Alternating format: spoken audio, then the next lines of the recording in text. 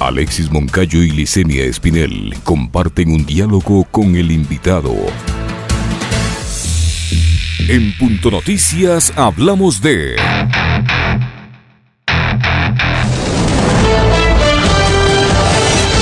El pasado 10 de octubre del 2019, en pleno estado de excepción decretado por el paro nacional, la ministra de Gobierno María Paula Romo anunciaba en su cuenta de Twitter que lo ocurrido parecía un ataque a la seguridad del Estado y en ese contexto informó sobre la aprehensión de un grupo de 19 personas, la mayoría de nacionalidad venezolana, quienes dijo tenían en su poder información sobre la movilización del presidente y vicepresidente de la República.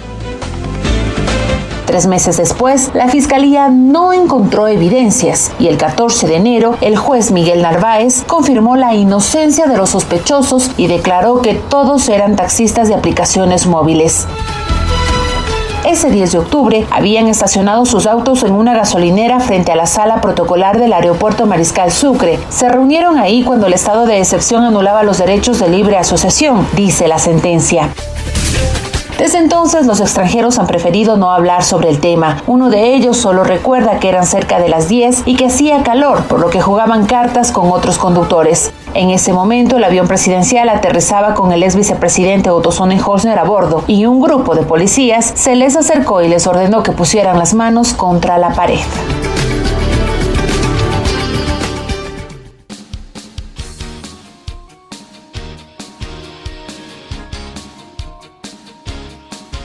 De la mañana con 18 minutos, 8:18 minutos. Saludamos entonces a Daniel Regalado, presidente de la Asociación Civil Venezuela-Ecuador. Daniel, buenos días. Le saludamos a Alexis Moncayo y quien le habla, Licenia Espinel. ¿Cómo está la situación ahora de sus compatriotas que fueron lamentablemente acusados sin pruebas de haber participado en las protestas de octubre de 2019? ¿Qué ha cambiado respecto a la situación que ellos están viviendo desde hace un año en que fueron generadas estas protestas en las cuales les involucró la ministra de Gobierno María Paula Romo?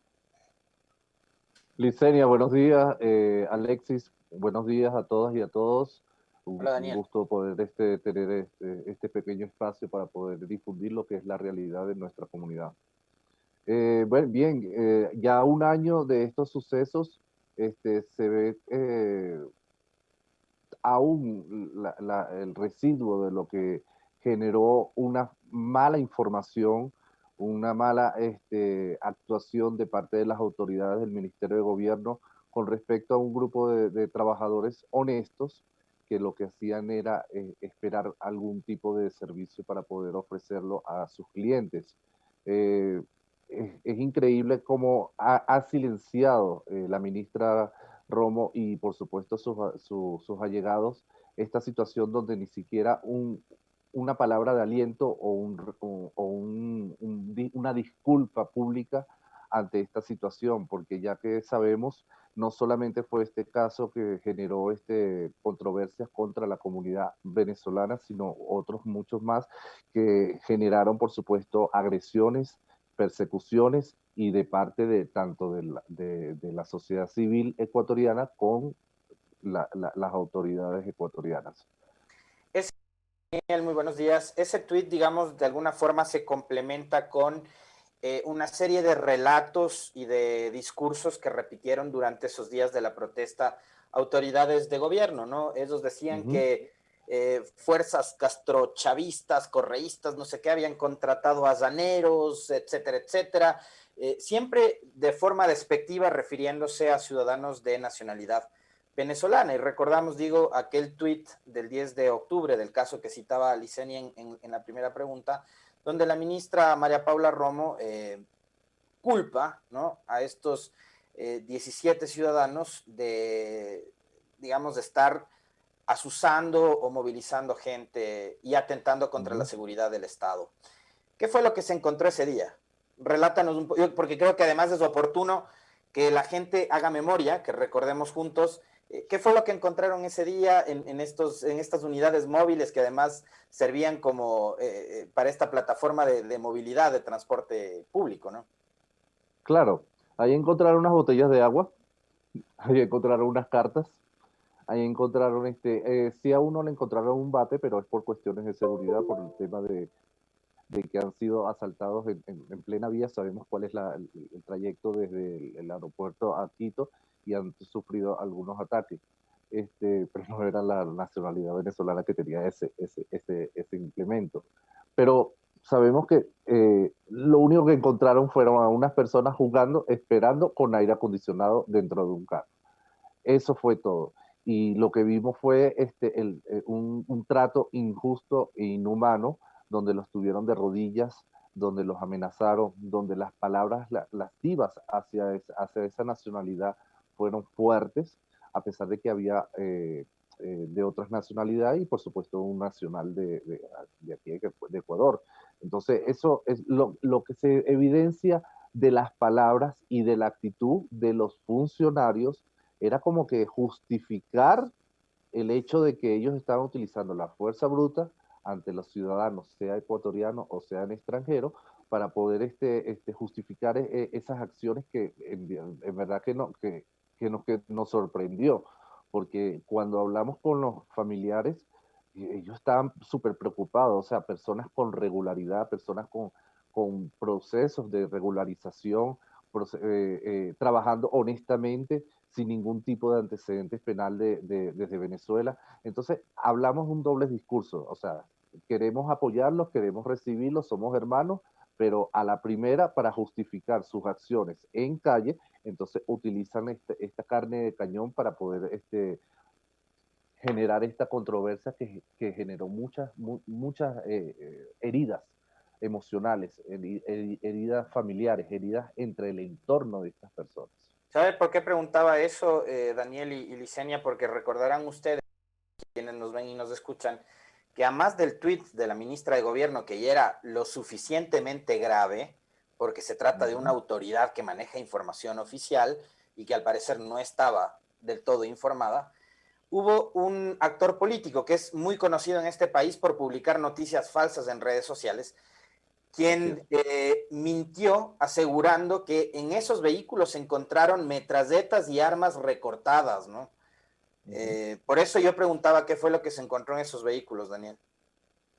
Sí, y es que vemos como actores de muchas áreas del ámbito nacional utilizan la nacionalidad en este momento, que sabemos que es una diáspora súper grande, la diáspora venezolana, para justificar errores, para justificar situaciones y por supuesto darle, como quien dice, una respuesta rápida a la comunidad, al teleoyente. Entonces utilizan esta catapulta para poder justificarse eso y decir, bueno, él es bueno porque él está en contra de estas personas que nos están invadiendo y demás. O sea, utilizar esta nacionalidad o cualquiera, porque puede ser cualquiera, para poder justificar este tipo de acciones es bárbaro, es bárbaro.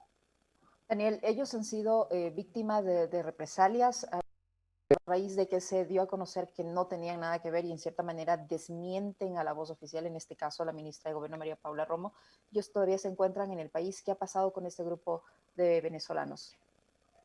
Bien, yo no pedí el contacto hace unos meses con ellos por cuestiones me imagino que cambiaron números de celulares y demás, ya que sabemos que no es fácil lidiar con esta situación cuando te dicen que eres un terrorista en un país extranjero. Lo último que supe con ellos es que conjuntamente con los abogados, que de manera honor y eficaz, junto con la Defensoría del Pueblo, trataron este tema. Ellos se sentían muy dolidos, emocionalmente quebrados, porque las humillaciones, una cosa es lo que dice la prensa o lo que se dice bien bonito de que mira, están detenidos, están en averiguaciones, pero lo que pasa dentro de, esa de esos espacios policiales donde fueron humillados de una manera muy grave, no solamente porque sean venezolanos, sino eran porque son seres humanos, y se vio la diferencia del trato de unos hacia otros. Entonces ellos se mantienen al margen, quisieron seguir con su vida. De hecho, ellos estaban estables en el país, estaban trabajando de manera honesta en el país y quisieron como que hacer un borrón y cuenta nueva, ya que ni siquiera la ministra Romo, después de su gran tuit, ni siquiera una disculpa oficial hacia estas personas que no importa la nacionalidad, sino que fueron vulnerados todos sus derechos como seres humanos que están radicados aquí en Ecuador.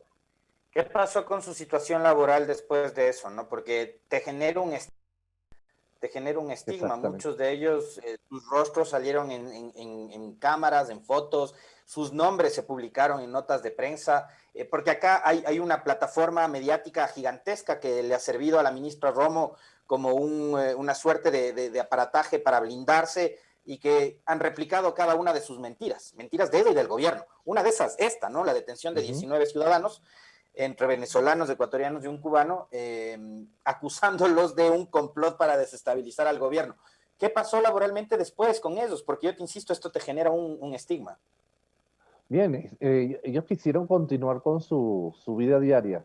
Lamentándolo mucho, como le dije, perdí contacto con ellos ya porque quisieron, como quien dice, hacer un borrón y cuenta nueva. La familia trabajaba en trabajos esporádicos y demás, pero sé que dos siguen todavía trabajando en lo que es el área de estas líneas de servicio de transporte. El resto realmente no sé, desconozco al señor ecuatoriano, al cubano, desconozco dónde está su situación, cómo es su situación, pero ellos fueron los menos más afectados, porque si vemos cómo se trató este tema de octubre, fue fijado únicamente para esta nacionalidad, no solamente en este caso de los taxistas, también de las personas que reciben una ayuda internacional, donde los juzgaron y los persiguieron y les robaron hasta sus mercados, humildemente que le da una organización internacional que no tiene nada que ver con el gobierno nacional. En otro, ¿cómo está el asunto de la entrega de visas humanitarias? Ese proceso que se supone iba a concluir a finales de septiembre o los primeros días de este mes de octubre. ¿Cómo avanza? ¿Cuántas visas se han entregado? ¿Cuántas personas de su comunidad se han beneficiado de las mismas? Bien, tenemos todavía vigente ese proceso, ya que el Ministerio de Relaciones Exteriores está demasiado lento en las solicitudes. No tienen la plataforma para cubrir todas las solicitudes. Están cancelando solicitudes de visa desde niños de 2 años hasta adultos mayores por meras inconsistencias que ni siquiera dejan justificarlo. Ejemplo, dicen que el voucher con el que se canceló los $50 fue utilizado por otras personas. Demuéstramelo. Demuéstramelo, porque si yo tengo el original en mis manos, puedo subsanar. Les han cancelado las solicitudes de visa y por supuesto quedan irregulares. Todavía están solicitando documentos que ya se cargaron en el sistema para poder hacer, como quien dice, la aprobación de esta visa, pero es muy lento, todavía faltan muchas personas por todavía recibir la confirmación de su visa. Entonces está muy lento para nosotros, o sea, están alrededor de casi no llegan ni siquiera a los 30.000 personas en el país. La situación con la oficina consular diplomática de su país, ¿cómo está, Daniel? ¿Hay regularidad en la atención, en el servicio a sus compatriotas acá en Quito especialmente? Bien, en Quito y Guayaquil existen unos consulados que se encargan de hacer el trámite administrativo, es decir, los documentos de los venezolanos en el país. Se han agilizado desde el mes se le puede decir desde mediados o finales de agosto, donde además que se ha recibido diferentes prórrogas de pasaportes nuevos. Ellos han tramitado lo que son las apostillas de algunos documentos, permisos de viaje, permisos de poderes, en fin, han manejado un poco más ágil esta situación. Debo reconocer que han hecho jornadas y se han trasladado a otras provincias para poder atender a estas personas que no pueden trasladarse a la capital o a la ciudad de Guayaquil.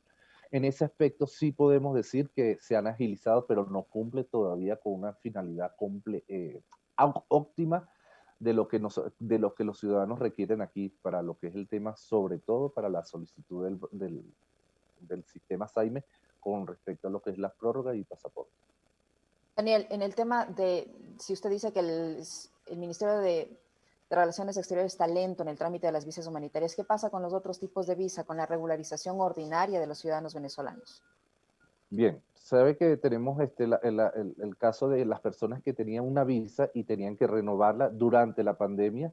Eso ha generado muchos conflictos porque tengo caso en este momento. Hoy día estoy atendiendo desde el día viernes a una persona que tiene desde casi 3, 4 meses pidiendo la cita para renovar su cita antes de vencerse el pasaporte. El pasaporte de ella se vence hoy. Ella está haciendo su rural como enfermera en Loja. Le dan la cita en Quito. El día de ayer es que le llega el correo diciendo que tiene la cita en Quito a las 8 de la mañana, donde ella se encuentra en Loja y sabemos el traslado. O sea, no están siendo óptimos a nivel de lo que es la referencia para poder tramitar esta visa, que pues, sabemos que hasta el 14 de este mes las personas tienen como, por decreto 035, poder tramitar su visa a pesar de que se ha vencido. Entonces estamos trabajando en ese aspecto porque muchas personas tienen la desinformación y la atención mediante correo, que si vemos la bandeja desde el lunes hasta el miércoles están llenos, no acepta más solicitudes, no hay una agilidad a nivel de la respuesta, son respuestas automáticas y las zonales todas no trabajan de la misma manera, no sincronizada con el ministerio aquí en Quito. Entonces sabemos que hay mucho conflicto a nivel de lo que es esa solicitud. Muchísimas gracias, Daniel. No sé si Liz tiene alguna otra pregunta. No.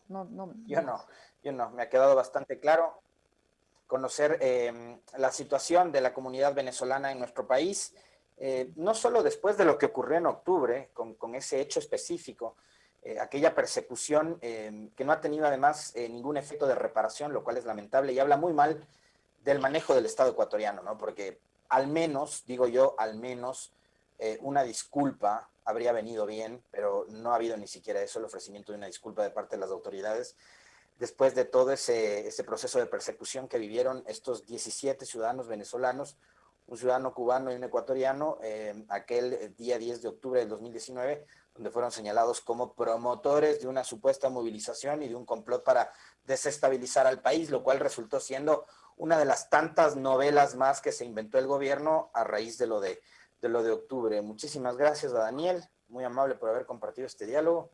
Liz, ¿usted tiene los resultados de la pregunta?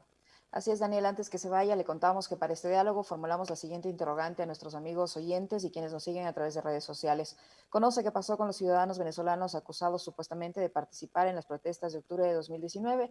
Un 94% no conoce qué pasó con ellos, frente a un 6% que dice que sí, un tema que como muchos otros generados a raíz de las protestas de octubre se trató o se intentó de invisibilizar. Esa es la opinión que tiene la gente respecto a silencio gubernamental. Silencio gubernamental, y es muy lamentable porque ellos profesan la defensión de los derechos y demás, estamos con todos, pero lamentándolo mucho, cuando cometen graves errores ni siquiera son capaces de remitir. Punto Noticias, audaz, versátil, frontal, comprometido con usted.